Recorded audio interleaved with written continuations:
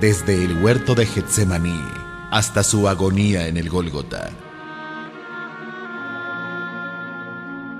desde la última cena hasta su muerte en la cruz. El último día de Jesús, las horas cruciales en la historia de nuestra salvación. Transmisión especial, en directo, desde Casa de Oración, en Guadalajara, México.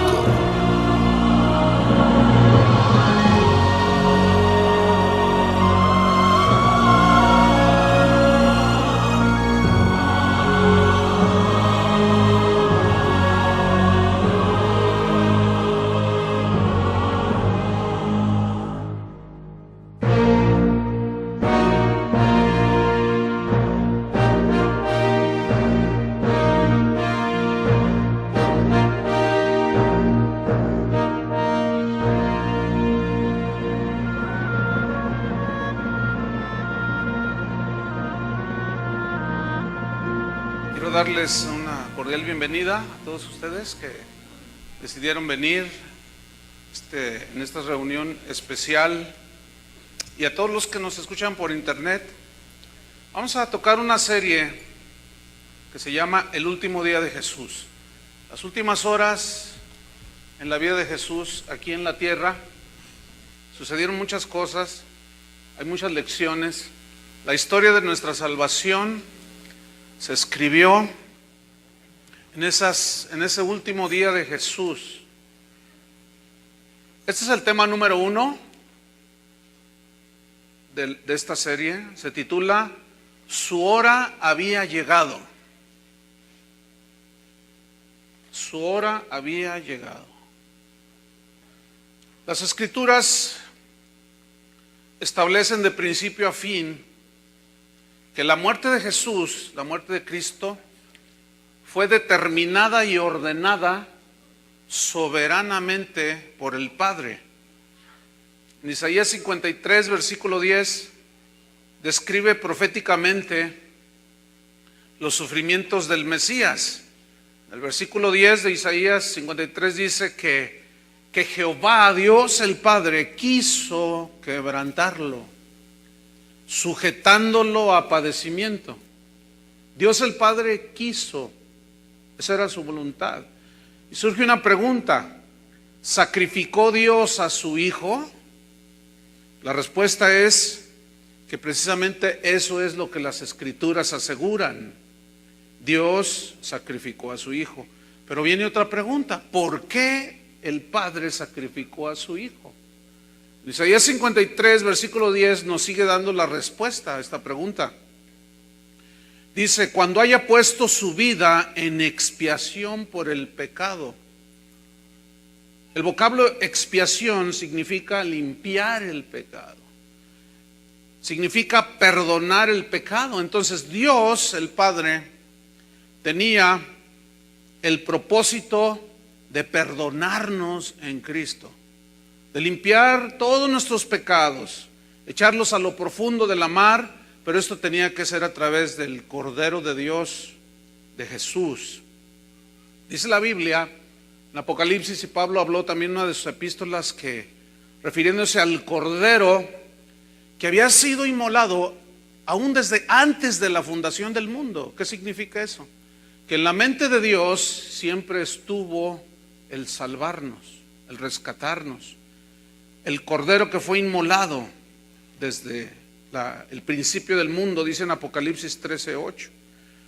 En Hechos capítulo 2, si va conmigo, vamos a encontrar algo muy interesante de cómo Dios, en su soberanía,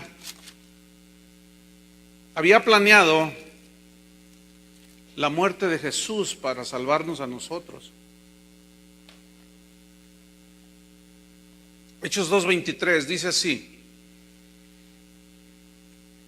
Aquí está hablando Pedro después de que el Espíritu Santo se derramó sobre ellos, y dice así: a este, es decir, a Jesús, entregado, escuchen, por el determinado consejo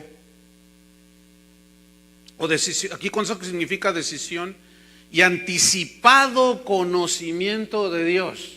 Eso se llama la presciencia de Dios, que es el conocimiento que Dios tiene de las cosas aún antes de que sucedan. Esto viene de la omnisciencia de Dios. Entonces noten, a o sea, Jesús, entregado por el determinado consejo y anticipado conocimiento de Dios, prendisteis y matasteis por manos de inicuos, crucificándole. En el capítulo 4 seguimos viendo cómo la soberanía de Dios estaba en control de todo lo que Jesús iba a hacer en la cruz. Y aún en su muerte y sufrimiento, en la soberanía de Dios estaba Dios obrando. Hechos 4, versículo 24. Dice, y ellos habiéndolo oído, alzaron unánimes la voz a Dios y dijeron, soberano Señor. Noten cómo los primeros cristianos conocían y entendían la soberanía de Dios. Y usted y yo necesitamos hacer lo mismo. Tú eres el Dios que hiciste el cielo y la tierra, el mar y todo lo que en ellos hay, que por boca de David tu siervo dijiste. Y cita el Salmo 2. ¿Por qué se amotinan las gentes y los pueblos piensan cosas vanas? Se reunieron los reyes de la tierra y los príncipes se juntaron en uno contra el Señor y contra su Cristo, porque verdaderamente se unieron en esta ciudad contra tu santo Hijo Jesús, a quien ungiste. Herodes y Poncio Pilatos con los gentiles y el pueblo de Israel, para hacer, escuchen, fíjense cómo se juntaron todos los malignos, para hacer cuanto tu mano y tu consejo, o sea, tu decisión, habían antes determinado o predestinado que sucediera. Es impresionante el control que Dios tiene y tenía y sigue teniendo de las cosas. Versículo 29. Bueno, hasta ahí está bien. Habían antes determinado que sucediera. Entonces vemos aquí la soberanía de Dios en todo su esplendor, aún con un absoluto control de las circunstancias que rodearon a la muerte de Jesús en sus últimas horas de vida. ¿Por qué el Padre se agradó del sacrificio de su Hijo? Hay varias respuestas. Número 1, porque se consumó la obra de redención, es decir, que Cristo Jesús pagó el rescate por nosotros. También se agradó, número 2, porque su plan de salvación se cumplió. Y como Dios Todopoderoso, no había absolutamente nada que impidiera o que se interpusiera en que el plan de redención se llevara a cabo. Eso es el poder de Dios y su soberanía. Número 3, ¿por qué? Porque muchos recibirían la vida eterna. ¿Cuántos han recibido la vida eterna? Por eso se agradó el Padre de Jesús, porque a través de Él nos dio a conocer, Jesús nos dio a conocer al Padre y nos dio, en el Hijo estaba la vida eterna. Y número 4, del por qué se agradó del sacrificio de su Hijo, porque el poder del pecado fue vencido. De manera que aquel que le recibiera, que se arrepintiera y se acercara a Dios, iba a ser limpiado de sus pecados y el pecado ya no se iba a enseñorear más de los que han creído en Él. Y número 5, porque Satanás, su acérrimo enemigo, fue vencido en esa cruz. Y número 6, porque se magnificó en esa cruz el amor de Dios. Se magnificó. Es decir, que la cruz es la expresión más grande, magnámina del amor de Dios que se expresó. Y número 7, porque es la mayor bendición ofrecida por el Padre. No hay otra bendición ofrecida por el Padre. Hay muchos que se detienen en lo que da, se refieren y se clavan en las cosas materiales, pero no. La mayor bendición ofrecida por el Padre fue su Hijo y la salvación que nos dio. Eso es lo que nosotros debemos de saber valorar por toda la eternidad. Entonces el sacrificio de la cruz de Cristo es la obra más grande de la soberanía de Dios. Es impresionante lo que Jesús hizo y cómo Él sabía cada detalle, cada momento. Es impactante. Los propósitos y planes de Dios siempre se cumplen. Nada ni nadie los puede detener. Nadie puede estorbarle. Él puede hacer, aún de lo más doloroso, puede hacer que ese dolor al final obre para bien. Y el apóstol Pablo lo entendía perfectamente y lo escribió en Romanos 8:28. Dijo, los que amamos a Dios, todas las cosas nos ayudan a bien. Y la frase todas las cosas incluye cosas buenas y malas.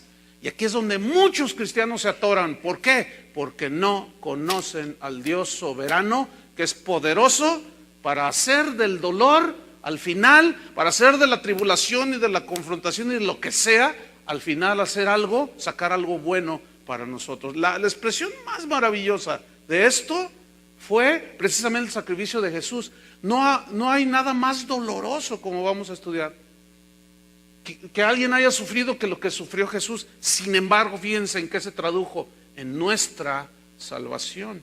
Entonces yo le pregunto, si Dios tenía todo bajo control, aún cuando Jesús era clavado en aquella cruz con dolores indescriptibles, pregunto, ¿seguirá Él soberanamente teniendo el control de todas las cosas que suceden?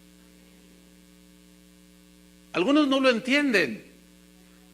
Y el Padre está muy interesado en que nosotros entendamos y conozcamos al Dios todopoderoso y soberano. Porque de esa manera nuestra vida toma una firmeza sólida, una maravillosa, una firmeza que nada te puede mover. Por eso los primeros cristianos de los primeros 300 siglos aún daban su vida, sabiendo que si Dios los libraba de la boca del león, pues estaba bien, y si se los tragaban las fieras, pues también estaba bien, a ellos no les importaba. Ellos sabían que Dios era poderoso para eso y mucho más. Y el cristianismo de hoy está muy débil, flaco, anoréxico. ¿Por qué? Porque no se está fundamentando en la obra de Cristo, se está fundamentando en lo que Él da, que son las añadiduras. Pero los cristianos que han nacido de nuevo, nos debemos de enfocar en las cosas espirituales. Entonces, la única razón de la venida de Cristo, escúchenme bien, esto es muy importante, la única razón de la venida de Cristo a este mundo para morir fue para rescatarnos de nuestros pecados. Esa fue la única razón, hermano. No existe otra razón. Las demás cosas son consecuencia de la salvación o de lo que Él hizo en la cruz.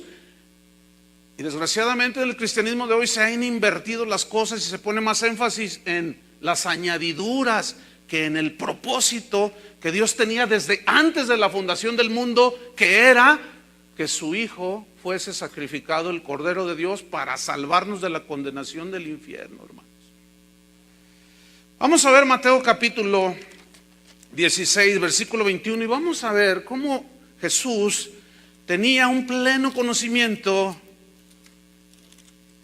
Mateo 16, en su soberanía, de las cosas, de lo que Él iba a pasar y de cada circunstancia que rodeó ese último día de Jesús.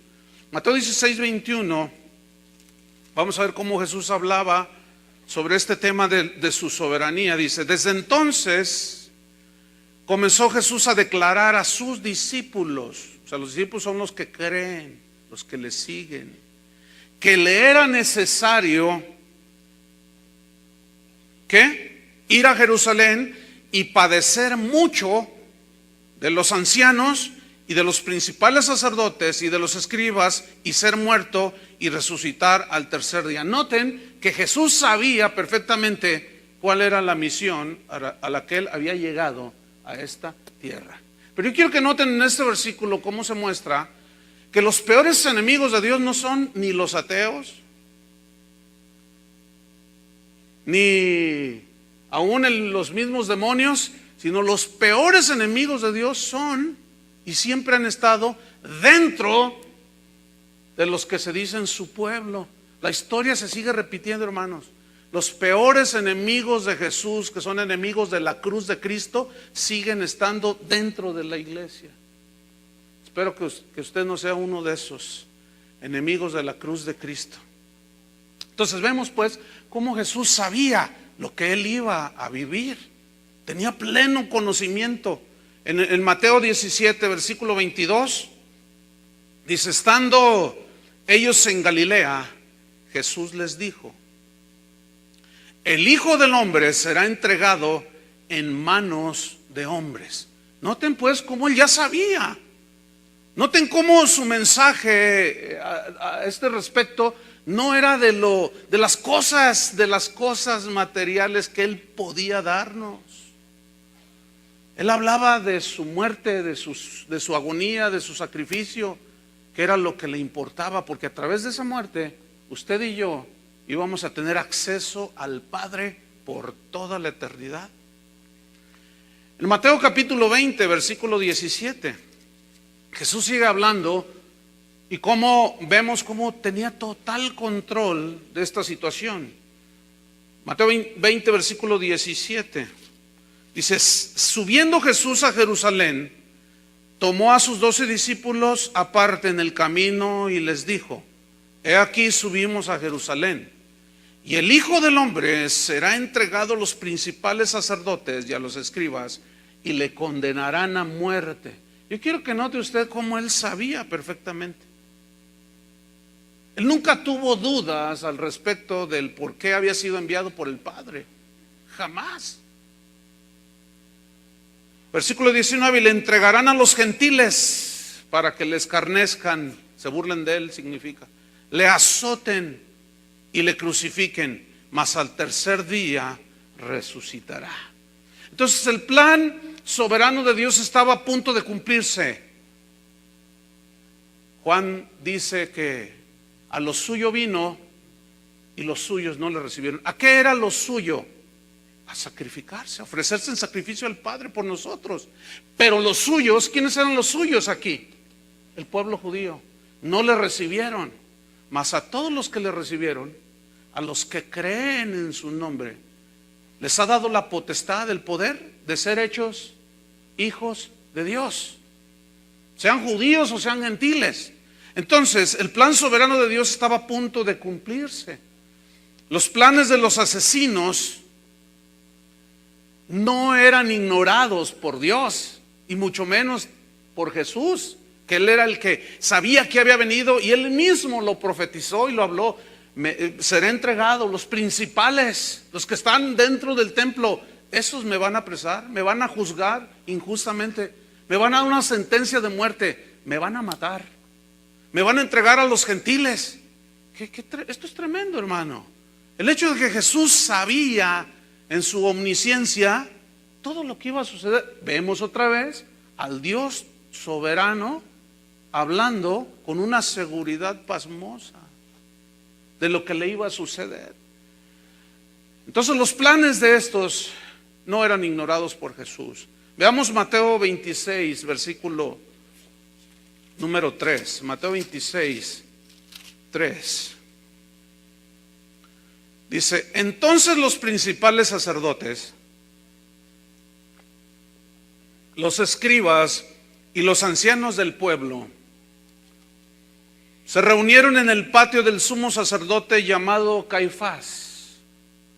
El sumo sacerdote, qué increíble, el que supuestamente Dios había ordenado, que era el que estaba entre Dios y el pueblo, el sumo sacerdote, el que rociaba la sangre de los animales sacrificados hacia el pueblo en señal de cubrimiento de los pecados. Ese hombre conocía el Antiguo Testamento, leían las Escrituras, leían del Cordero de Dios, leían del Mesías, pero cuando se presentó no creyeron. Esta historia es increíble. Luego dice en el versículo número 4: y tuvieron consejo, o sea, se juntaron, empezaron a dialogar entre ellos para prender con engaño a Jesús y matarle. Versículo 5. Pero decían, note bien lo que decían en su tramar la muerte de Jesús: no durante la fiesta, para que no se haga alboroto en el pueblo. No durante la fiesta. O sea, ellos hicieron sus planes. Dijeron, lo vamos a apresar y lo vamos a matar, pero no durante la fiesta de la Pascua se refiere. No. Hay un refrán por ahí, un dicho sabio que dice que el hombre propone y Dios dispone. Por eso la Biblia dice, no digas, mañana voy a ir a este lado y voy a hacer este negocio, voy a hacer aquello. Más bien deberíais de decir, si Dios quiere, iré y haré esto o aquello. ¿Por qué? Porque Dios es el único que conoce todas las cosas. Y sus planes de ellos eran, pero no durante la fiesta, porque tenían a Jesús, el pueblo lo tenía en ese momento como un profeta. Algunos ya habían confesado que él era el Mesías. Pero no durante la fiesta para que no sea alboroto. Eso es lo que ellos planearon. Eso es lo que ellos habían decidido hacer, no durante la fiesta. Sin embargo, aún la hora de la muerte de Jesús no llegaba. Estaba predeterminada ciertamente por el Padre, donde mostraba de nuevo todo el esplendor de su inviolable soberanía. Cuando Jesús nació, Herodes, que había escuchado que había nacido el rey de los judíos, quiso matarlo, mandó matar todos los niños. Mateo nos refiere esa historia, pero todavía no había llegado su hora. Y mandó matar a todos los niños de 1 año para abajo. Sin embargo, no estaba en el plan de Dios, no lo logró. ¿Por qué? Porque no estaba en el plan de Dios. En la sinagoga, cuando Jesús entró ahí en Lucas capítulo 4 y comenzó a leer, el Espíritu del Señor está sobre mí por cuanto me ha ungido para dar buenas nuevas a los pobres, predicar las buenas noticias, vista a los ciegos, etcétera. Dice que tomó el rollo, lo enrolló, el rollo de las escrituras, lo dejó, se lo entregó al ministro y les dijo, hoy se ha cumplido delante de vosotros esta escritura. Y aquella sinagoga se cimbró.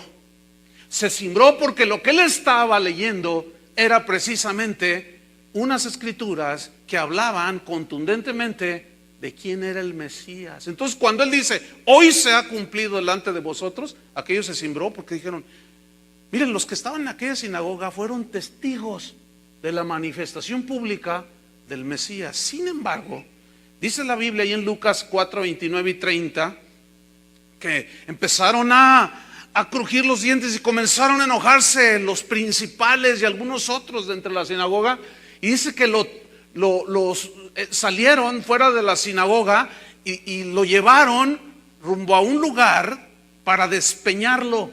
Pero dice claramente en el versículo 30 que Jesús pasó en medio de ellos.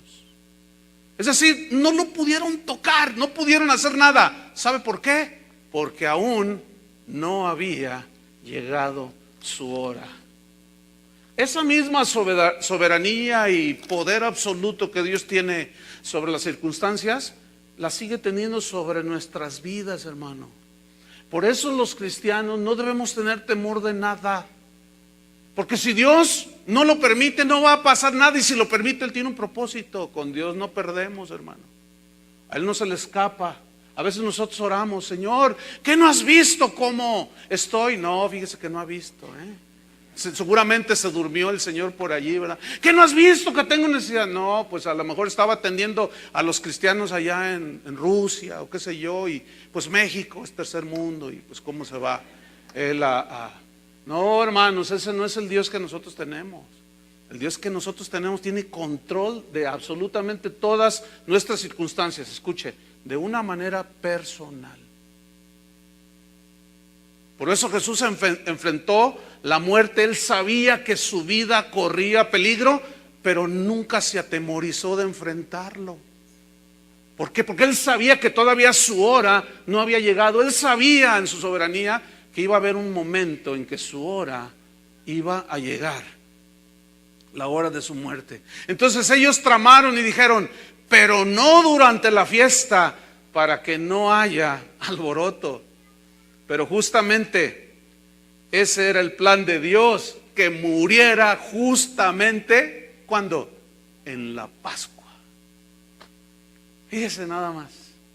Nada ni nadie es capaz de alterar los planes soberanos de Dios. Absolutamente nadie. En Lamentaciones de Jeremías capítulo 3, versículo 37 dice: ¿quién será aquel que diga que sucedió algo que el Señor no mandó? ¿Quién será aquel que diga que sucedió algo que el Señor no mandó?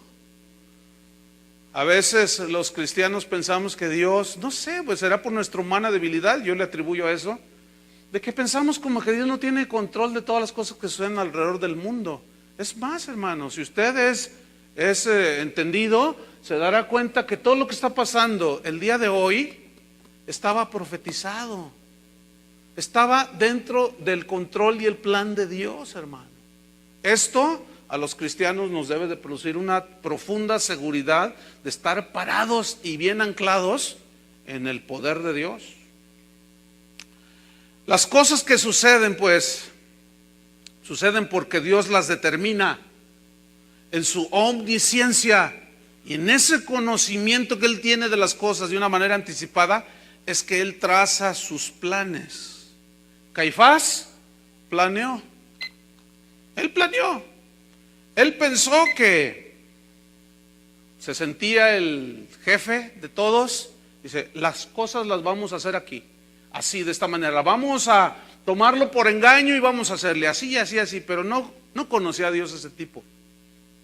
Y estaba dentro del templo, era el sumo sacerdote. Entonces Caifás planeó y Dios dijo, no, fíjate, no es cuando ustedes quieran, no es cuando ustedes crean, no es cuando ustedes confiesen, sino es cuando yo diga, dice el Señor. ¿Cuántos dicen amén? Pero ¿por qué en la fiesta de la Pascua? ¿Por qué justamente, contrario a los planes de los hombres, Dios había determinado que fuera durante la Pascua? ¿Por qué? Durante la Pascua. ¿Qué es la Pascua? La Pascua viene del hebreo pasak, que significa literalmente pasar por encima. Significa dejar a un lado, y esto tiene mucho significado. Ellos estaban dejando Egipto, ¿se acuerdan? Ellos estaban pasando por el desierto, y Dios les había dicho que sacrificaran un cordero de la Pascua. Esta fiesta de la Pascua era la más antigua que el pueblo judío, fue la primera fiesta que ellos celebraron, y data de 1500 años antes de Cristo. Esa fue la primera vez que ellos celebraron, y fue en el desierto, celebraron la Pascua. ¿Qué significaba esta Pascua? Bueno, recordaba la liberación que ellos habían tenido de la esclavitud de Egipto. Se sacrificaba un cordero sin defecto, un cordero que no estaba ciego, que no estaba perniquebrado, cojo, qué sé yo. Su piel, su lana tenía que ser totalmente blanca, no tenía que no ser pinto, porque eso tipificaba la pureza, la perfección. Y ya desde ahí el Señor les estaba hablando de una manera profética de Jesús, el Cordero de Dios, que no conoció pecado, que nunca mintió, que nunca anduvo en camino de pecadores, ni en silla de escarnecedores se sentó. Entonces ese sacrificio de ese cordero inocente, sin mancha, simbolizaba todo esto. La fiesta de la Pascua, posteriormente, se estableció que duraba 8 días, y se juntaba con una fiesta que se llamaba la fiesta de los panes sin levadura. El pan era un símbolo de Cristo también. La levadura era un símbolo siempre en la Biblia es símbolo de pecado. Entonces Cristo, que era el pan de la vida, sin levadura, o sea, el único sin pecado, todo apuntaba y anotaba hacia el sacrificio de Jesús. Mire, dicen los historiadores, ellos calculan que en los tiempos de Jesús, cuando celebraban la Pascua, se sacrificaban aproximadamente 250,000 corderos. Esto tenía que hacerse en un lapso de 2 horas. Era el tiempo que tenían para el sacrificio. Entonces ellos la gente llevaba sus corderos para que los sacerdotes los degollaran, los ofrecieran en sacrificio, y para esto se necesitaban aproximadamente 600 sacerdotes que mataban a 4 corderos por minuto. Esto es el cálculo que se hacen, hay registros históricos, y tenían que hacerlo en un lapso de 2 horas. Entonces cada sacerdote ofrecía 4, sacrificaba 4 corderos por minuto. Los degollaban, la sangre corría, era como un río impresionante de sangre, que según historiadores dicen que desembocaba este arroyo de sangre. Imagínense, 250,000 animalitos. Desembocaba en un arroyo que se conocía como el arroyo del Cedrón, cuyas aguas se teñían de un rojo, pero un rojo brillante, y parecía un río de sangre. Esto era un recordatorio del precio del pecado, que apuntaba al derramamiento de la sangre de Cristo, que iba a correr, ¿sí? E iba a limpiar los pecados de todos aquellos que reconocieran su verdadera condición. Entonces, la sangre de esos animales no podían quitar ni borrar los pecados, nada más cubrían los pecados. En Hebreos capítulo 10, versículo 4, dice: porque la sangre de los animales no pueden quitar los pecados. Por eso era necesario que el Cordero perfecto, el Cordero que Dios había provisto para la humanidad, fuese puro y sin mancha, y este Cordero, cuya sangre al ser derramada espiritualmente iba a quitar y a borrar todos nuestros pecados. Juan el Bautista pudo ver más allá de esos animales sacrificados. Todos recordamos aquel pasaje de la Escritura cuando Jesús llega junto al río Jordán para ser bautizado por Juan.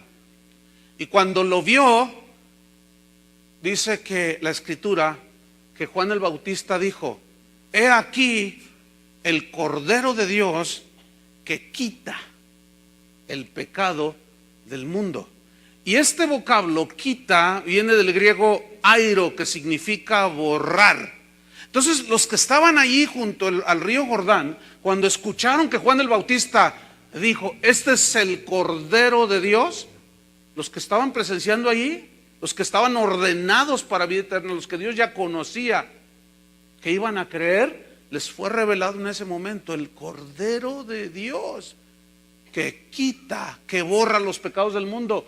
Seguramente en las mentes y en los corazones de muchos de esos que estaban allí haciendo filas para ser bautizados por Juan el Bautista, corrió por su mente, así como una película, todos esos años en los cuales ellos iban al templo y llevaban su cordero que tipificaba al Mesías que iba a ser sacrificado, y corrió así como una película.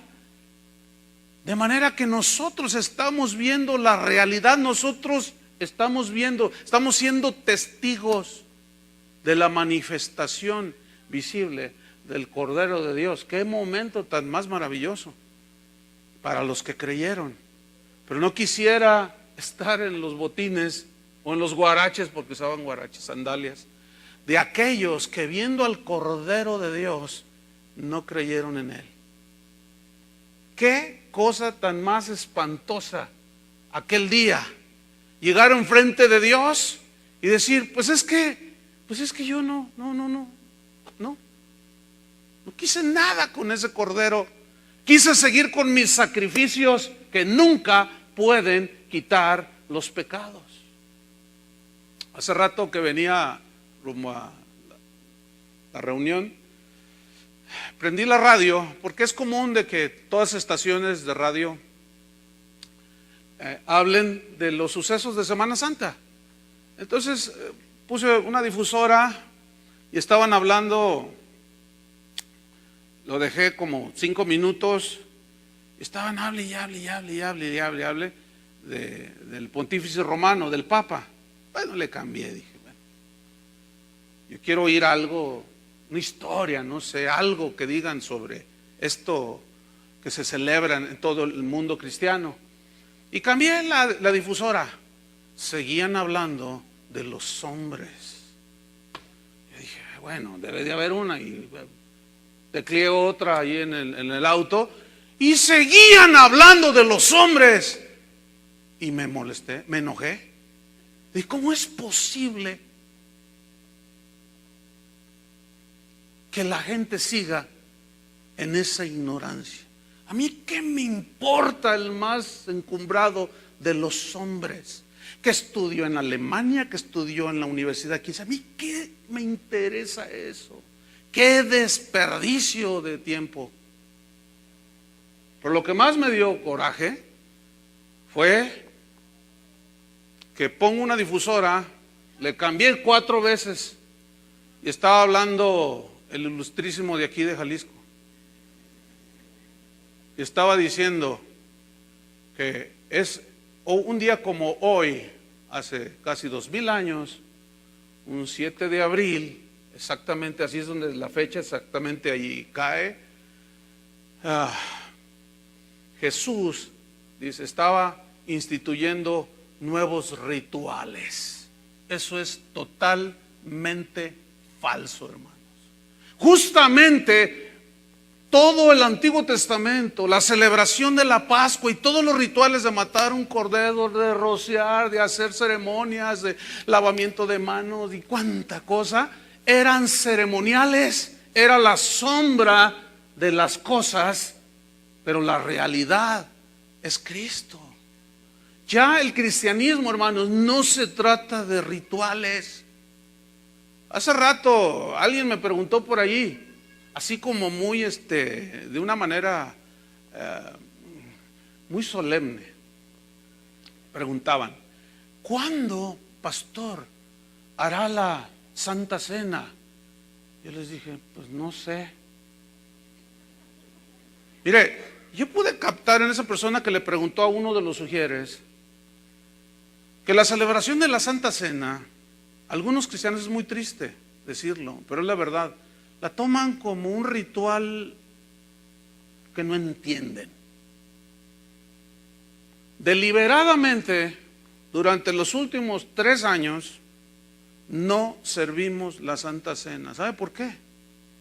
Porque me propuse enseñar fuertemente sobre Jesucristo, para que cuando usted que viene a esta congregación tome la Santa Cena, sepa lo que está haciendo y no coma juicio ni beba juicio.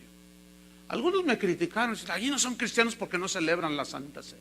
Otros llegan y me dicen, en la iglesia donde yo venía se celebraba cada semana. Se ha tomado, desgraciadamente, hasta como un acto supersticioso. Si yo la tomo, Dios me va a bendecir. Ay, hermanos, yo le voy a derribar todos esos pensamientos de su mente a través de la palabra de Dios. Y nos vamos a dar cuenta que no es por eso que el Señor instituyó, no un ritual, sino un ceremonial, un recordatorio que es muy distinto. Amén. Bien, entonces Juan el Bautista reconoce aquí el Cordero de Dios que quita, que borra. Airo también significa cargar. Es decir, he aquí el Cordero de Dios que cargará los pecados de todo el mundo.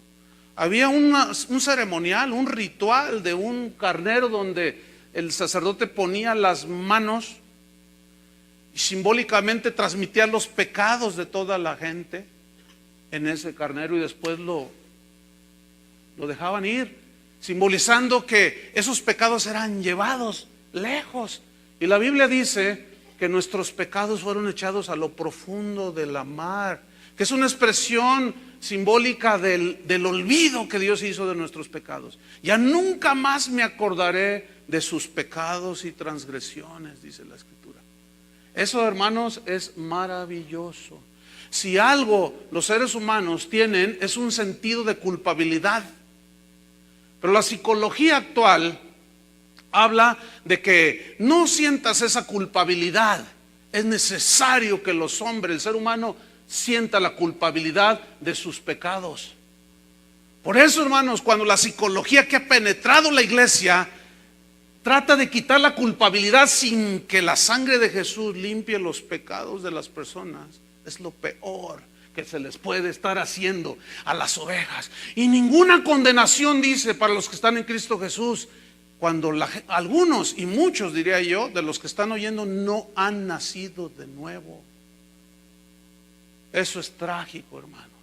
¿Cómo van a nacer de nuevo si no se les predica a lo que vino Cristo? Si no se les predican las consecuencias de la salvación y todo es bendición y bendición y bendición y cosas y más cosas. Eso es trágico, hermano, para mucha gente. Entonces el Cordero de Dios que quita el pecado, que cargó los pecados y que borró el pecado del mundo. Entonces, veamos que Jesús comienza a preparar la Pascua. Vamos a Mateo capítulo 26, versículo 18. Mateo 26, 18.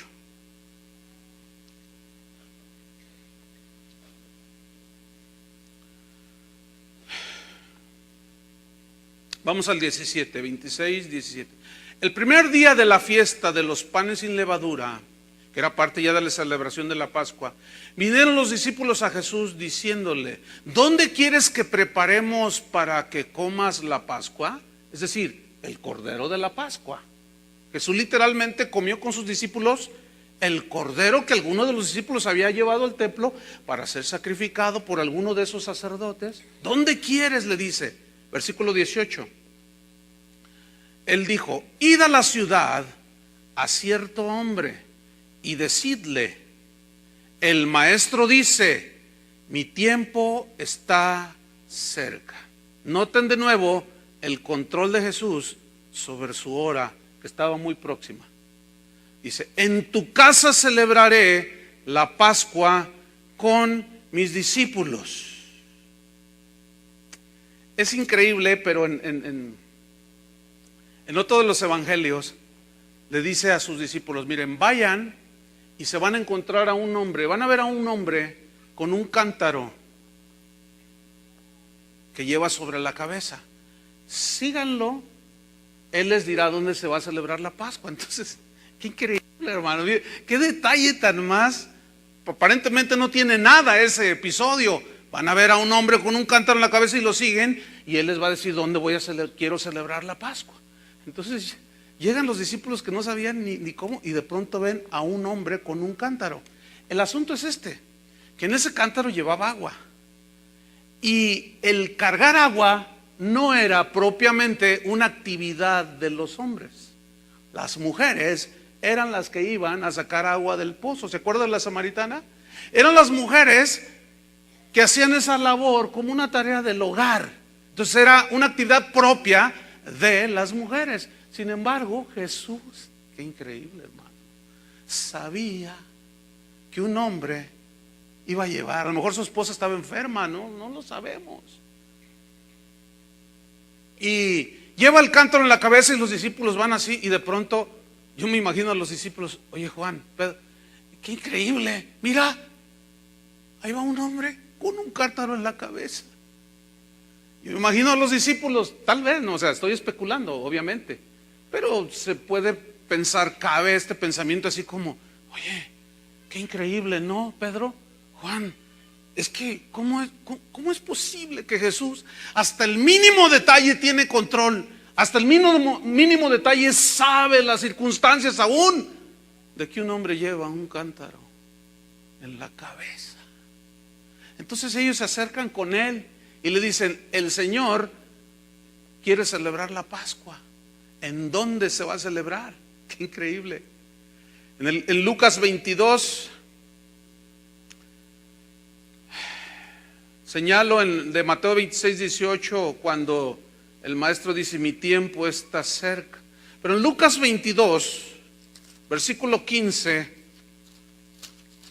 Lucas 22, 15, Ahí Jesús se reúne en ese aposento preparado para que se celebrara esa Pascua. Lucas 22, versículo número 15.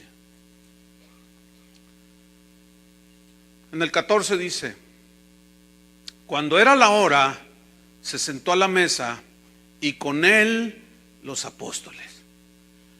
Este versículo dice que se sentó a la mesa y con él los apóstoles. Y en nuestra cultura actual tenemos la idea y la imagen de que se sentó en una mesa como las de nosotros, que hoy usamos. No, así no era. Eran unas mesas muy bajitas que medían unos 40 centímetros, eran muy cortitas, pero en el suelo ponían unos como almohadones.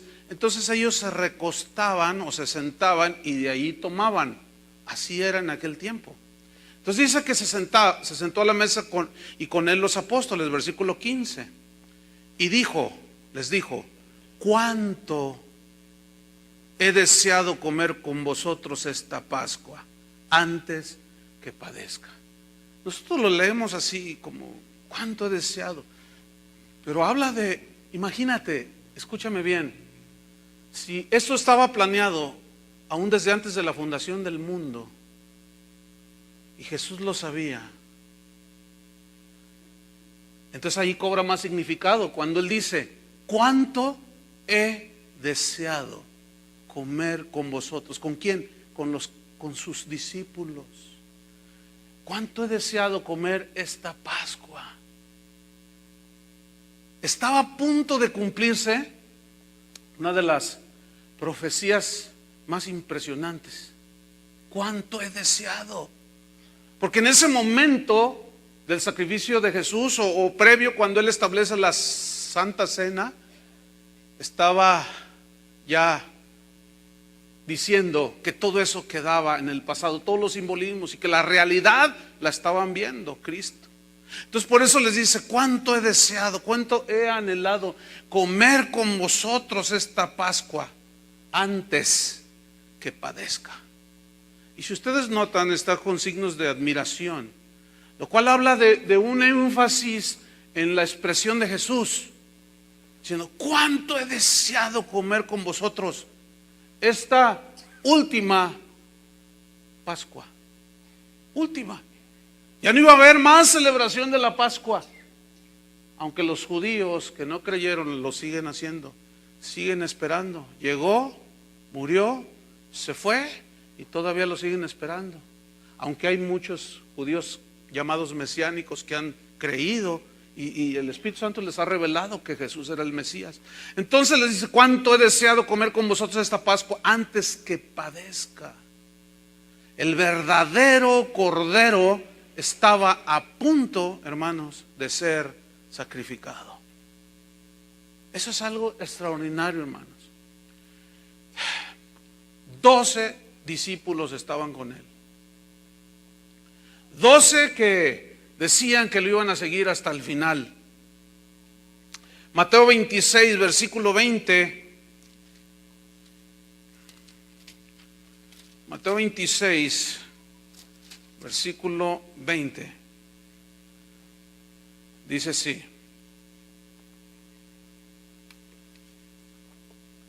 Cuando llegó la noche, eran aproximadamente las 6 de la tarde aquí, se sentó a la mesa con los 12. Recuerdan que entre esos 12 había uno que decía que era y no era.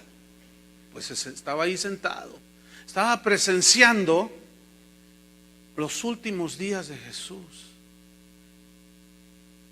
pero él seguía pensando en cuánto iba a sacarle de la bolsa.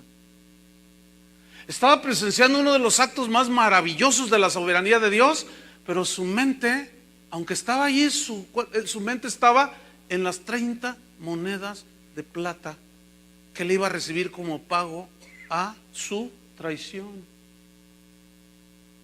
Miren, los no nacidos de nuevo pueden estar aquí y tienen su mente volando por todos lados. Así son. No pueden tener un momento de seriedad. ¿Cómo la van a tener si no son nacidos de nuevo? Dicen que creen como los demonios también creen, pero su corazón está lejos. Y ahí estaba. Mire, hoy es un día para la cristiandad de mucha importancia. Los templos se llenan en todo el mundo cristiano. Millones y millones de cristianos supuestos llenan los templos. Pero ¿cuántos de esos de labios honran al Señor, pero su corazón está lejos? ¿Cuántos? Y Jesús profetizó de todos esos y dijo, se escribió, Isaías lo dijo, este pueblo de labios me honra, porque su corazón está lejos de mí. Usted puede venir e ir a cualquier iglesia y visitar 7 templos y comer empanadas y no sé cuánta cosa.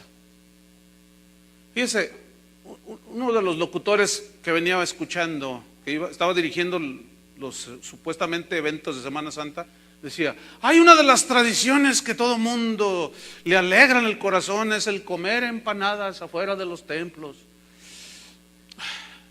Qué desesperación, ¿no? Qué desesperación. ¿Será que a eso vino Cristo? Para que después uno entre al templo y después esté pensando irse a devorar unas tristes empanadas de piña, ananá dicen en Centroamérica y en Sudamérica. ¿Será eso, hermanos? Qué desperdicio. Yo me quedo a veces sin habla. Digo, ¿cómo es posible tanta ceguera? ¿Cómo es posible tanta ceguera? Porque se han alejado de las Escrituras.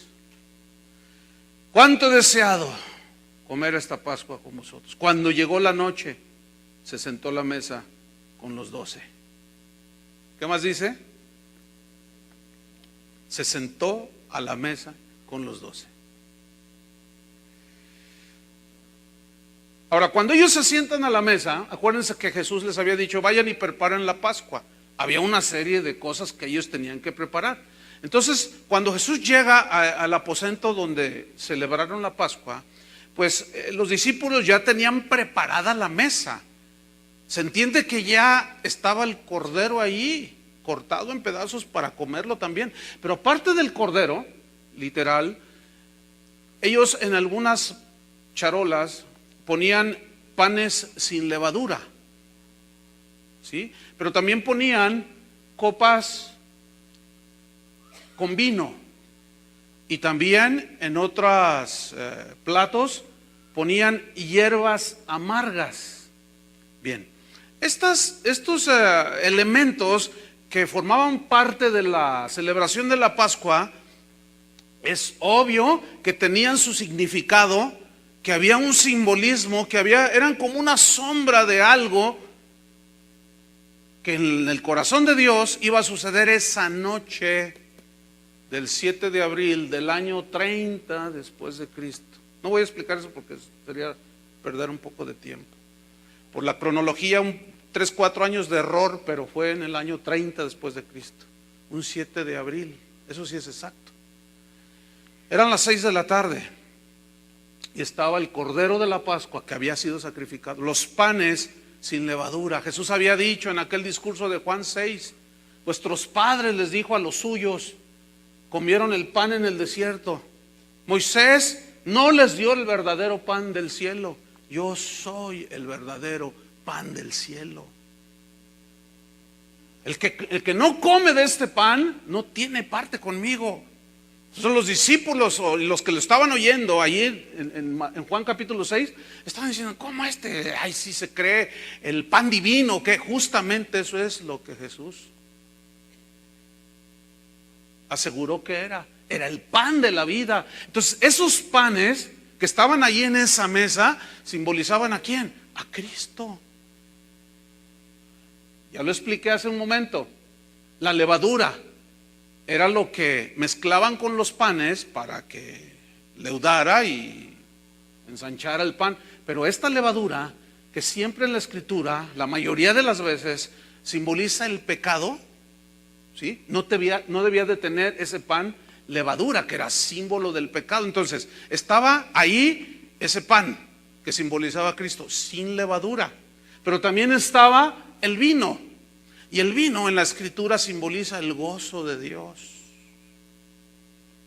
Fíjese, nosotros ahora nos podemos gozar sin la levadura. No sé si me explico. Tenemos el gozo del Señor sin tener que participar de la levadura o del pecado. Entonces ese vino simbolizaba el gozo de Dios. Simbolizaba también que esa noche Jesús le dio un nuevo sentido. Simbolizaba la sangre del cordero que iba a ser derramada. Ellos tenían un cordero allí cuya sangre había sido derramada un par de horas atrás. Y ahí estaban todos esos elementos, pero también había hierbas amargas. Estas hierbas amargas simbolizaban lo amargo de la esclavitud que ellos habían pasado en Egipto, lo amargo de la salida y del atravesar el desierto. Y esto habla de la misma vida de Jesús, pero también habla de la vida cristiana. De la vida de Jesús, porque por el gozo puesto delante de él sufrió la cruz, dice en Isaías. Sufrió el desprecio por el gozo puesto delante de él. O sea, hay un gozo, un óleo de alegría que llenaba el corazón de Jesús por hacer la voluntad de su Padre. El hacer tu voluntad, Dios mío, dijo Jesús, me ha agradado. Y esa frase, me ha agradado, me produce una profunda felicidad hacer tu voluntad, Padre. Pero también tipifica el sufrimiento y la agonía de Cristo, las hierbas amargas.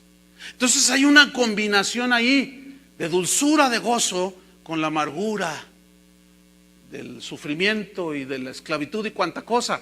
Pero también es un simbolismo, tiene una aplicación a la vida espiritual. Hermanos, la vida cristiana, no todos son momentos amargos, pero tampoco todos son momentos de gozo y de alegría.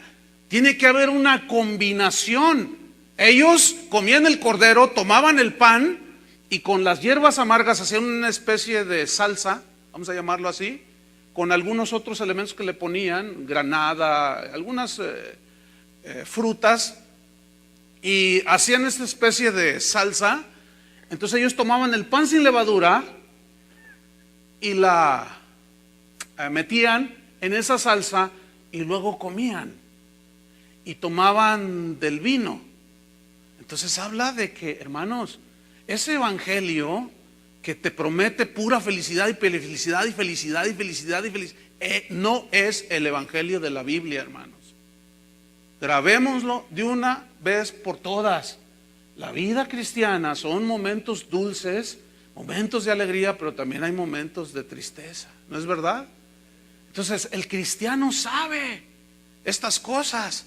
Y los discípulos estaban entendiendo, bueno, no totalmente, como vamos a ver en la segunda enseñanza después de esta, que tendremos un receso. Vamos a ver cómo ellos no entendían lo que Jesús estaba haciendo ahí en ese momento que les estaba lavando los pies. Jesús les dijo, lo que yo hago no lo entienden ahora, pero lo entenderán después. Sin embargo, sí tenían una medida de revelación y de entendimiento. Veían el Cordero y veían a Jesús. Algunos de ellos habían visto posiblemente que el Bautista dijo, este es el Cordero de Dios, y lo veían destrozado ese Cordero, y luego miraban a Jesús y luego miraban el pan sin levadura, pan, Cristo, miraban a Cristo, el que nunca conoció pecado, nunca yo engaño en su boca, Pedro escribió después. Y luego miraban el vino, la alegría, el gozo con el Señor de verlo, pero unos momentos después iba a ser todo amargo. Pedro iba a negar a Jesús, los discípulos iban a correr, iban a comer del pan metido en las hierbas amargas. Hermanos, las pruebas en la vida cristiana a veces nos traen amargura, a veces tropezamos, nos trae dolor. Ayer recibí un correo que me impactó, no sé quién sea, no la conozco, pero decía, la soberanía de Dios no la entiendo, dice, y menos cuando acabo de sepultar a uno de mis pequeños. Entonces asumo que acaba de morir uno de sus hijos. Dice, sin embargo, la fe me ha mantenido firme. Yo dije, qué tremendo. No todos logran expresarse de esa manera, hermanos. No todos logran decir cuando viene el momento de amargura, estoy en un momento amargo, pero la fe, decía, pastor, me tiene firme. No puedo entender por qué Dios se llevó a mi hijo, pero la fe me tiene firme, me tiene sólida. No era mucho lo que me mandó ahí en ese correo. Qué increíble, hermano. ¿Por qué? Porque no todos tienen la misma revelación. No todos buscan de Dios. Hay cristianos muy superficiales que se contentan con cualquier bolsa de papas fritas, con una lata de Coca-Cola. Están mal alimentados. Les viene el problema, les viene el momento de amargura y no saben qué hacer. Se turban todos. Y empiezan hasta a blasfemar algunos, pero otros se mantienen sólidos. Cuando llegó la noche se sentó a la mesa con los 12.